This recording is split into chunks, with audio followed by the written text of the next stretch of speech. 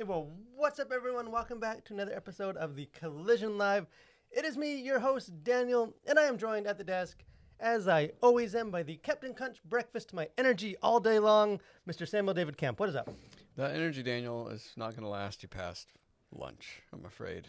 If all you're snacking on is Captain Crunch, feels good for about an hour, and then the crash.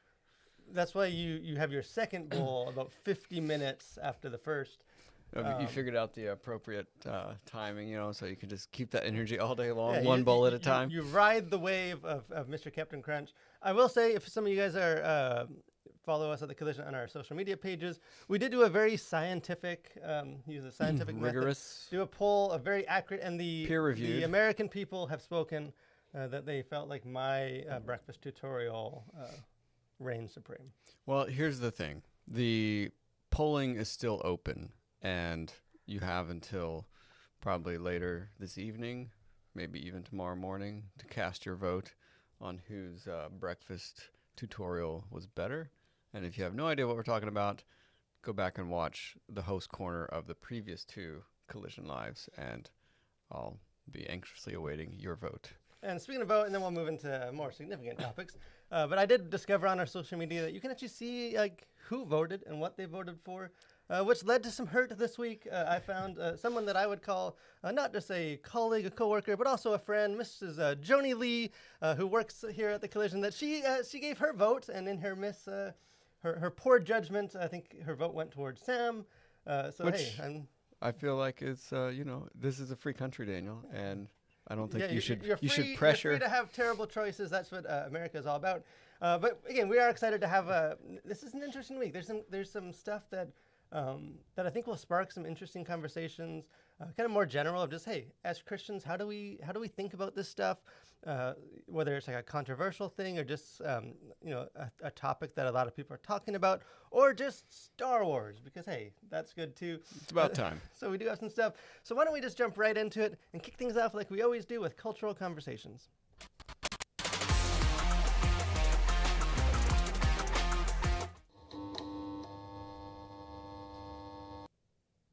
So kind of our first main, our big topic for this episode centers around how we've titled it here, When Hollywood Goes Biblical. Shudder with trepidation, we wade into that, which was inspired by a new trailer that, I don't know, some of you guys might have been familiar with, might have seen it. If not, you can check it out. It's on YouTube and elsewhere for an upcoming movie, The Book of Clarence. So I had kind of seen some of the synopsis of this movie, and I was like, hey, that sounds like an interesting concept that I know lots of people are going to have opinions on, particularly Christians, because I think it is sort of almost meant to be provocative in a way. And then they released the trailer, I think 2 days ago, and they're like, hey, it reaffirms my my existing emotions towards it, that hey, I find it an interesting concept, although one that I think is definitely going to be a bit demanding and require some thought. So if you're not familiar with the trailer, it centers around a man, I'm guessing named Clarence, who is living at the time of Jesus, kind of like on the fringes, sees sort of the success, the crowds that the Christian movement is starting with Jesus and the disciples, and decides to tap into that and become an entrepreneurial and start his own Messiah business and gather crowds, all for the wrong reason, almost like the antithesis to what Jesus is doing. And then again, I don't know how this movie is going to turn out. The movie doesn't come out, I think, until next year, January, I think.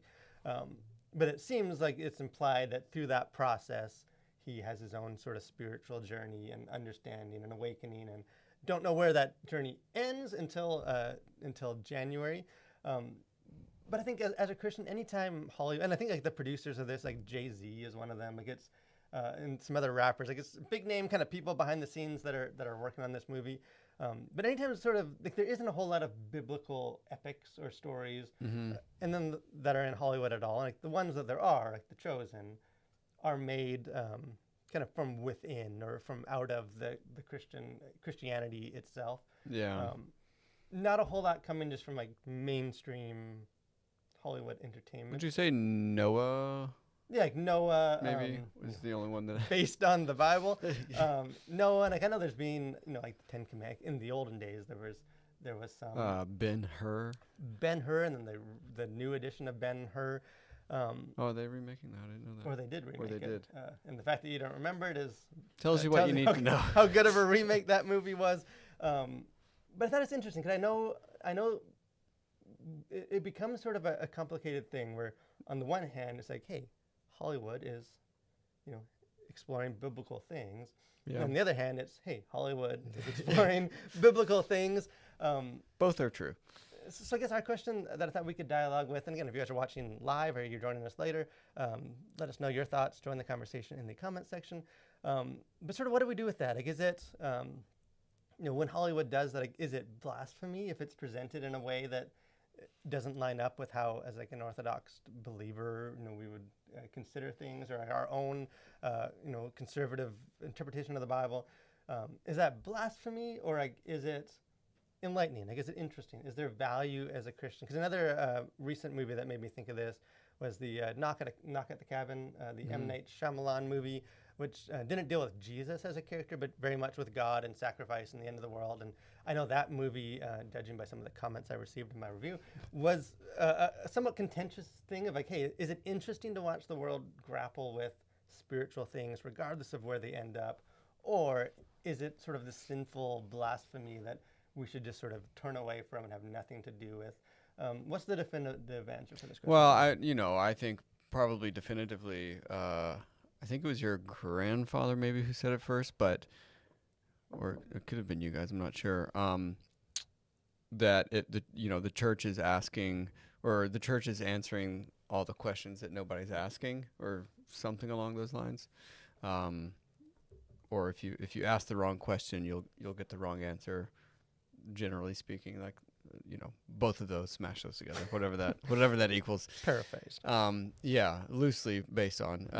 But this idea that the church has oftentimes been accused of kind of being out of touch with society in many ways, and I think part of that is the church is maybe giving these answers to questions that nobody's asking, and I think movies like this, or like Knock at the Cabin, I think provide an interesting sort of view into, okay, what is society wrestling with right now, or what are some of the questions that they're posing? What answers are they providing to some of these questions of, like, who is Jesus, or just of spirituality in general, of morality, of right and wrong, and how does this whole thing end, and that kind of stuff. And I think it's more enlightening to see those things, because if you don't, then you're not going to really know how to answer the culture that does have questions. And I think that's the problem a lot of times. It's like culture is asking these questions, the church is giving these answers that are not related to those questions a lot of times. And I think movies like this can help people who are in the church, make that transition over and say, okay, well, this is maybe what they're wrestling with, and so what can I say in response to that? Yeah, because I feel like sometimes, like, as a church or just as Christians, we can think of like the entertainment industry almost like as a lecture, where it's just like, hey, it's giving us answers, and we like evaluate whether we like the conclusions, like critique, as opposed to like a conversation, right? Hey, pop culture, these movies is like a cultural conversation where people are sharing their stuff. We might not agree with every conversation. Like, people have different perspectives. Like, but as Christians, can we listen in on that? And there is a line. Like, I know there was I forget what the movie was called. I think it was like maybe like a Netflix or a streaming movie or something.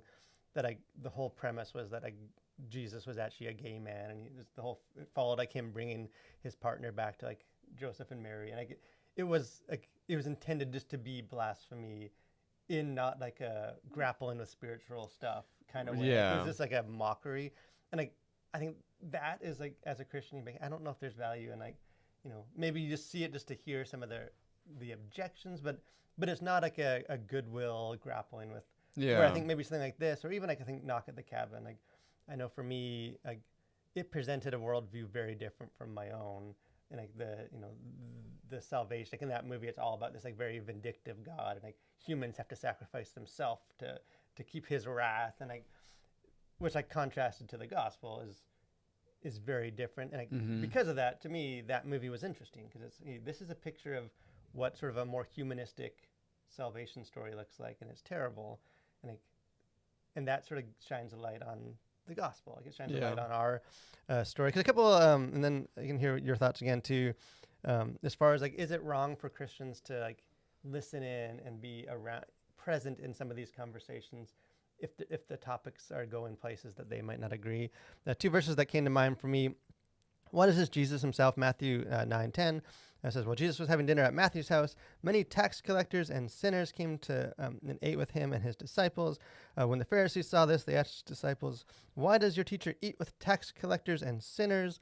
On hearing this, Jesus said, it is not the healthy who need a doctor, but the sick. But go learn what this means. I desire mercy, not sacrifice, for I have not come to call the righteous, but the sinners. Just the idea that Jesus never compromised his beliefs, but that didn't keep him from sitting around a table and having conversations with people that the religious people would say were sinners or wrong. And the other one is this, the Apostle Paul in Acts 17, which I know we use all the time, that verse, but very much like quoting from pagan Greek poems and like looking at like pagan sculptures and like the unknown God, like things that weren't consistent with his Christian worldview. Yeah. And yet instead of, and like obviously he pointed it towards what he believed. He didn't accept it, but it seems to model that as Christians, we can engage in those conversations and hear what they're saying and contribute what we think and how that actually points to the true gospel. Mm-hmm. And that's not compromising us like secondhand blasphemy or something. Yeah, I don't think so. I mean, I think it can be a real eye-opener because anytime you hear a story, especially when it's like, if you see art or experience art, that challenges what you believe or just takes on something that you believe from like a different point of view, I think it can be very good, and I think it can be very enlightening for yourself. I think it can, oftentimes affirms what you already believe, but it may also open the door to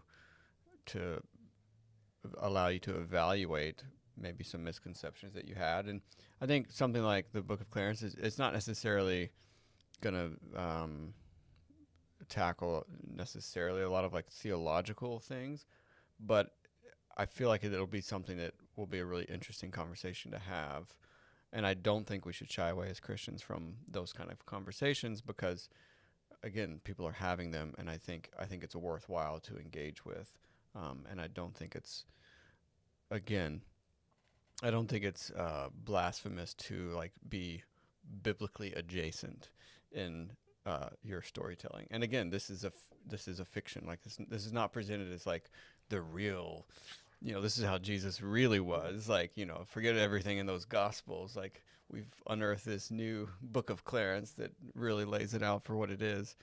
And so I just think I think it's worth taking the time to dialogue with that, because I think the danger is many Christians will see like the synopsis or the title and just immediately sort of shut the door on any sort of discussion about it. And I think that would be to the disadvantage. Yeah, because almost like if you take the same approach as that to just like outside of entertainment and like just the real world, like ultimately that leads you to like living in a monastery somewhere on some mountaintop, like in a very like no contact with the unbelieving world. Like, yeah, because some of these unbelievers might profess unbelief and things that like obviously as a Christian that is not what Jesus very much said, I'm sending you into the world, just like I was in the world, which was sitting at tables with sinners and tax collectors. Like, so obviously that doesn't mean there's not a need for like discernment, and like maybe this particular movie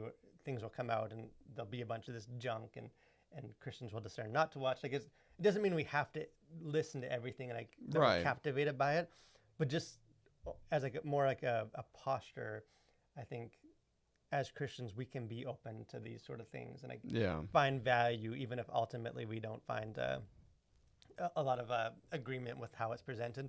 But I know one thing that I every 2 weeks I find constant value in, so that is edifying and only occasionally dips into some blasphemy, is the next segment of our show. We have Host Corner.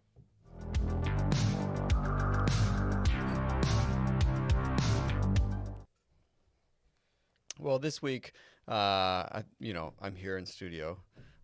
Much to everyone's disappointment, I have not filmed a new segment of my baking show.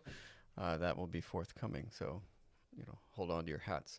But I recently finished a mammoth book on audio called Van Gogh: The Life by Stephen Nafee and Gregory White Smith. Got a image of it up on the screen. This is a really fascinating book. It's a very long book.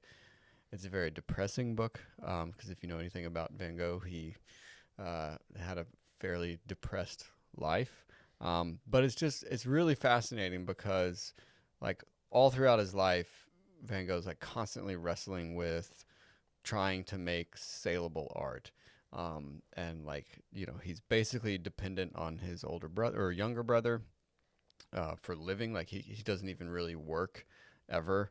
And at one point he was a fan of C.H. Spurgeon in London when he lived in London for a little while. He was a missionary or an attempted missionary. His dad was a pastor. It's just full of really interesting insights around that period. And contrary to popular opinion, it does not seem that Van Gogh actually killed himself at the end. And so just a really fascinating read about the life of perhaps one of the greatest artists the world has ever known. So pick up your copy, listen to it on audio like I did, because I probably wouldn't read 900 pages in a year. So I will say, although I like your bread, I do feel like Van Gogh maybe is more our Venn diagram. Yeah, I thought there may be a little more overlap this week than baking. So, which he probably is. I don't know if they've done polls with these things. Like, I would assume that he's ranked as like, if not number one, then number two, as far as like most beloved painters, right? Like, yeah, like I think he's everywhere. Like, where we live, just outside of Atlantic, there's a Van Gogh exhibit, like immersive experience, which is incredible, and like you're like inside the paintings. And but yeah, I think some people are surprised by some of the more religious backdrop and some of his own sensibilities and like wanting to be a missionary, and like some of that story doesn't always get told in the in sort of the more like the cultural stuff. Yeah, well, it's just interesting, and I think it's worthwhile to kind of dig into some of these like iconic artists in a real accessible way. And like it's a really well written story. I think the two authors also won maybe a Pulitzer for their biography of Jackson Pollock. So I haven't read that one yet, but it's just fascinating because it's like it kind of peels back the curtain some on just these like mythical kind of icons of art. Yeah, and I think it's always interesting like when an artist is basically obscure, unknown, then catapults to widespread fame, which leads us right into our next topic of an artist who was quite obscure and then catapulted into widespread fame. You're getting really good at that, Dan. I was rusty for a few weeks. I feel like I'm back on my game. Oliver Anthony Music, I think this is like what his channel is. So this has sort of been a story that has been unfolding, and it's one that we just haven't got around to talking about, and didn't necessarily know. I came to sort of his song that's sort of being very contentious and much buzzworthy. I was a little slower to like get on that and like that awareness, and I was like, I don't know what we'll talk about, but it just sort of continues to be a very like he's everywhere. Like his song, Richmond, North of Richmond, is like number one right now, like on the charts. Like and it's been that way for a while. So if you're not familiar with sort of this story, he's a musician. Where's he from? Where's he? I should know this. Virginia, I think. Okay, yeah. I mean, I think maybe he was like born in North Carolina, but sort of Appalachia area, I think. Yeah, and I guess if you guys know me, he's not a heavy metal singer, so it takes me a little longer to see what else is going on. In heavy metal singer music. Is that not like a? Is not you don't sing in heavy metal, do you? Yeah. You growl. You unleash your passion. You howl and scream. But he's been at it for a while. Singing. But he wrote a song, Richmond, North of Richmond, which has become this sort of anthem of like it's very much critiquing, piling on very like politics and Yeah. sort of like an If you- anthem if for like you- the working man. And if you don't get the illusion there, rich men north of Richmond, Virginia, that is Washington D.C. So if you don't like who are rich men north of Richmond, it's like he's talking about D.C. and like sort of the D.C. elite, Washington D.C. So Yeah, very much this sort of very critical song towards sort of the man.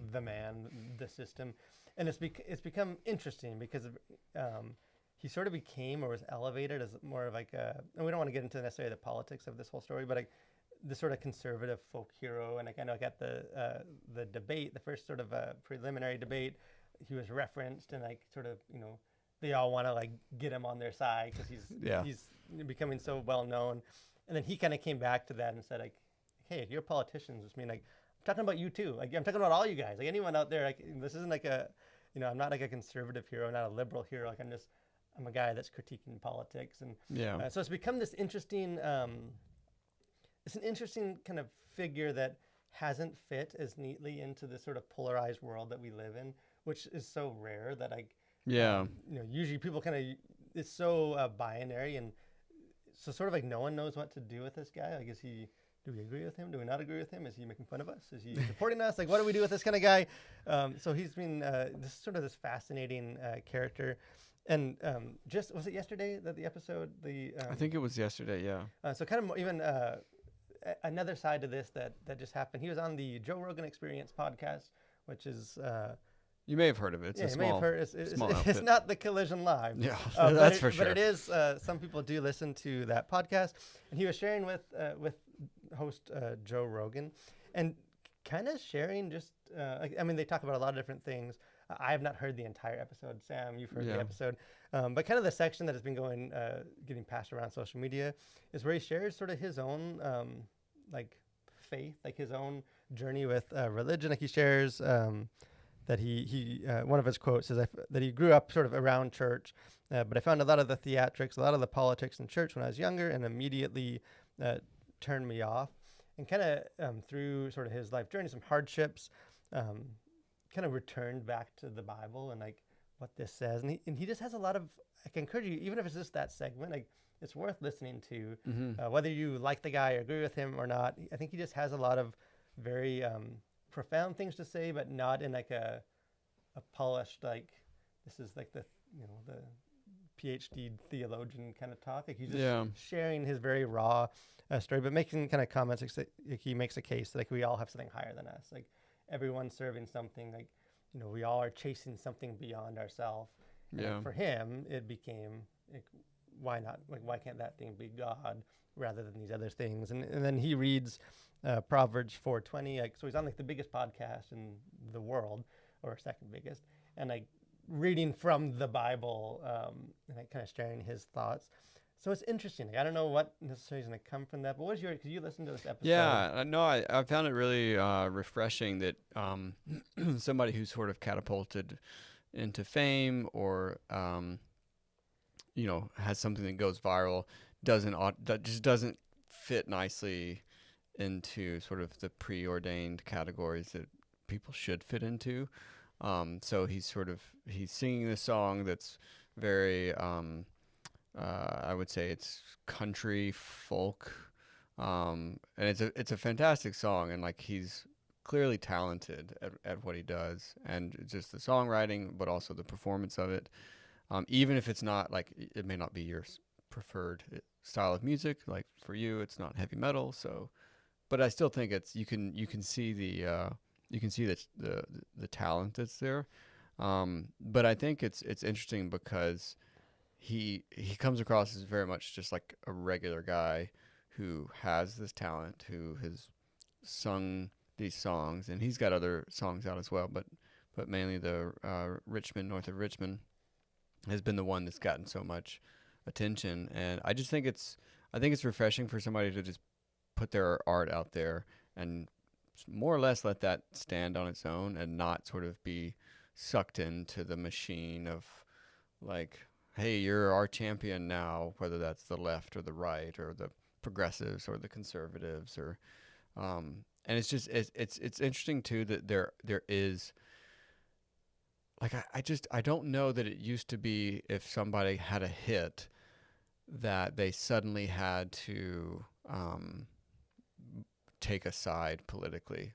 Obviously, this part of this I think is because the song is, I don't want to say it's political, but it is speaking to our like broader society. So there are political overtones in the song. But I feel like, I don't know, 10, 20 years ago, if you had a hit, I don't know that you would really be called on to like, so tell us, like, why is it that you vote Republican?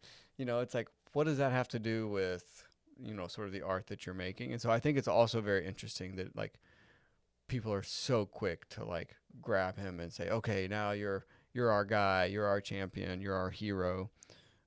When in fact it's like, well, you know, like you said about the Republican, whatever.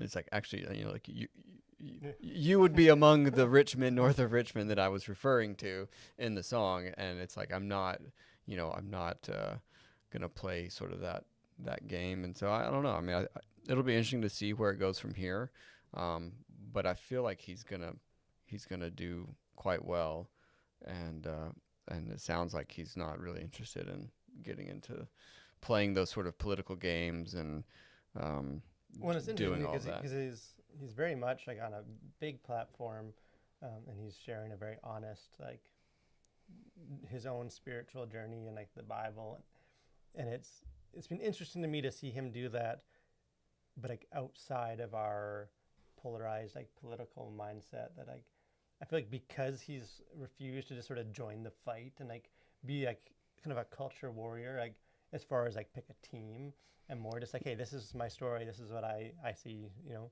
as a Christian I see this, as a working kind of man that grew up in this place I see this about Hollywood. Like there's this thing, I think part of why he's become so like fascinating is because that just seems so rare. Like it seems like it very much is this draw even for Christians to like it's all about like the culture war and we gotta like, pick sides and like very fit into these boxes where he's sort of like, no, like I'm just a guy, like I have thoughts I share through my music, and like I'm not interested in getting caught up in all these games, right?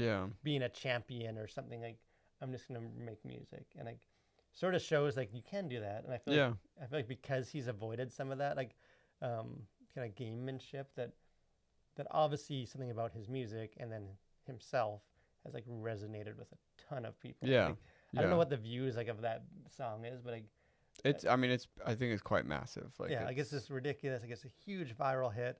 And again, the song itself has some profanity in it. Like in the interview with Joe Rogan, he has some profanity. Like I think even in that sense, like he, you know, I think there's gonna be Christians that want to like, oh, he read the Bible on Joe Rogan, like he's the Christian champion, he's our new Billy Graham, and like and then others that are gonna be like, well, but he doesn't talk like we do at our church service on, you know. He has a potty mouth. Yeah, you know, it's like, but just sort of all throughout that, I think it's just been interesting to see like, can we proclaim gospel truth and share our story in a way that doesn't just fit into boxes, and kind of get caught up in like what the expectations are.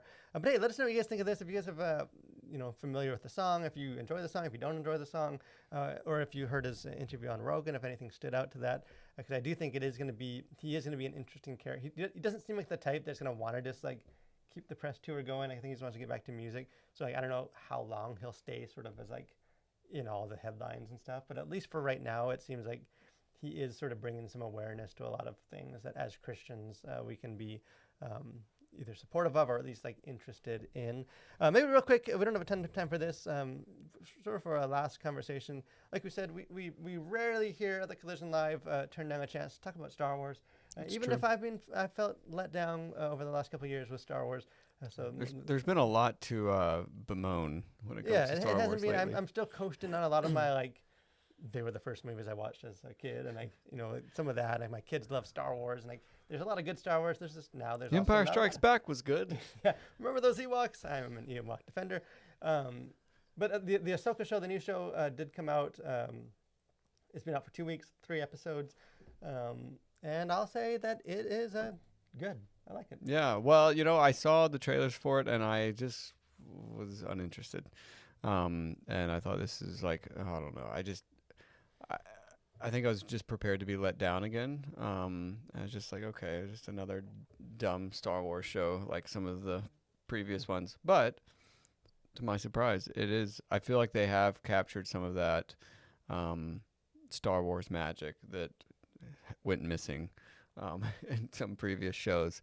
And yeah, I've so far I've really been enjoying it.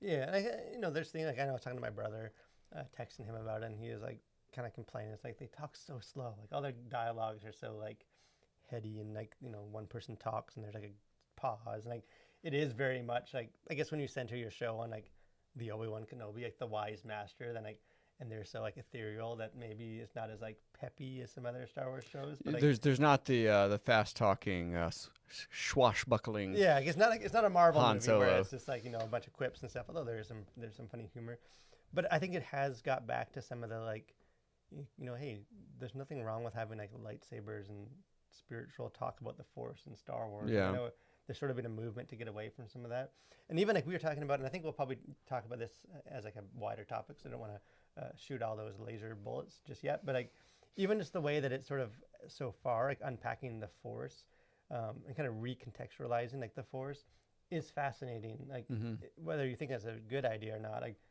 it just is reflective of sort of like a more individualistic. We all have the Force. Like it's I think there's a lot there for like how it sort of reflects the culture that it's being told, as opposed to some of the earlier iterations. But well, and I think the droids comic relief I think is really, I feel like they nailed that character as well, because I feel like sometimes there was just this struggle with comedy and seriousness in past Star Wars which is like super TV. goofy. Like it's Yeah, and it's just dumb. Like it's just like, I don't know. It's just clunky and doesn't work. But I feel like in this show, like the sort of straight talking, deadpan droid is pretty good, and I feel like it adds enough levity to like the more serious and reflective bits that it has a good balance, I think. Yeah, maybe last question, and then we'll wind our episode down. But this show basically is a continuation of the animated show Rebels. I watched that show because I'm a man-child that likes to watch Star Wars cartoons. You did not watch the show. No, I feel like I probably have seen. Because I'm curious episodes. if you like, as someone like I only know the Ahsoka show as someone that like already knows and likes these characters. Yeah. Knows the the weight behind some of this stuff. Like Yeah, are you I missing some of that? certainly, yeah. I mean, I think it was obvious to me. There's like, okay, there's more going on here than meets the eye, and so I definitely felt that, but I don't think it was enough to be like, I don't know what's happening. Like, I mean, there's enough explanation, I think, in the show that you can watch it not having seen the cartoon or the animated Ahsoka show. And so I don't know, like it kind of makes me want to go back and maybe I should watch the animated show. Watch it with your kids. Yeah. While they're napping. Yeah, I do think, again, at least from my experience, if you guys haven't started the show, like I think it's one that isn't confusing, but I think if you've seen the show, like things have more weight and like you're more invested already. I could tell there's like I should feel more things at this point. If you didn't get off and then I realized I don't have emotions, and that's why. Yeah, I am a droid. But anyway, let's take us thoughts. We'll probably do we're not doing like episode reviews for this show like we have for some other Star Wars shows. May or may not do a. Yeah, we'll probably maybe we'll do a full season review and just sort of break it down if we like the show. I know we've done that for Kenobi and Boba Fett and some other shows. But hey, let us know if you guys are watching. If you guys are still on board with the Star Wars storytelling that's happening, or if you've been checked out, maybe this is a show to get you back in. But hey, we love talking about Star Wars, so let us know your thoughts on that. As far as sort of final thoughts here at the Collision, there's not really new movies coming out this week. At least none that I'll be able to review. But do encourage you to check out. We have some other reviews that we've in the last last week and the week before, such as like The Hill, the faith-based film, which I haven't seen how that did at the box office. But again, we have that, and we also have a interview with the director and the real life Ricky Hill. So check that out as well. And also Gran Turismo. It seems like this movie just no one was interested in it. Like I know, like our review of it is like one of the lowest we've had, and I don't think the movie made a ton of money. I think it was first at the box office, but just haven't seen a whole lot of talk, and which is sad because I really like this movie. I thought it was Yeah. one of the better movies I've seen this year. So if you haven't seen Gran Turismo, I do think it's worth checking out, and I'm kind of hoping some of the good buzz of it kind of elevates it because I enjoyed it. But any kind of Yeah. final thoughts for you? Well, that's all for now. So thank you guys for I want to thank you guys for joining us again. Encourage you guys to join us every week, every Thursday at noon, where we just look at what's happening in pop culture. And two, I know we've said this before, but if you guys see stuff happening in pop culture and you're like, hey, this seems significant, but I don't really know how to think about it, or it would just be worth you guys talking about it, please send us those questions, those comments. One, because we're always looking for shortcuts to plan our shows, but also we'd love to just talk about things that you guys are interested in or thinking about. So let us do that. But thanks for watching, guys. Stay safe, have a great week, and continue to collide through the world for Christ.